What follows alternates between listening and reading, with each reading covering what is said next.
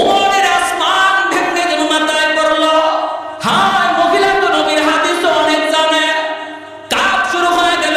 তো পৃথিবীর বাদশা ওমর দৌড় শুরু করে দিলেন মদিনার দিকে। দৌড়, রাত গভীর, সবাই ঘুমায় রয়েছে। বাইতুল মালের সামনে এসে ওমর ডাক শুরু করে দিলেন, তোরা কে কোথায় আসলে, কে কোথায়? তাড়াতাড়ি করে তোরা বাইতুল মালের চাবি তালা ঠাকুর। দৌড়ে খাদেম খুদ্দাম বের হয়ে গেল। কোরআনে খলিফার আওয়াজ।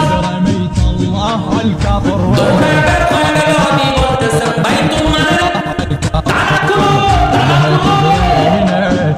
চাবি দিয়ে তালা খোলার পর ওমর ভিতরে ঢুকলেন। দর দর করে পানি পড়তেছে, দাঁড়ি ভিজা ভিজা, জমিনে পানি পড়ে।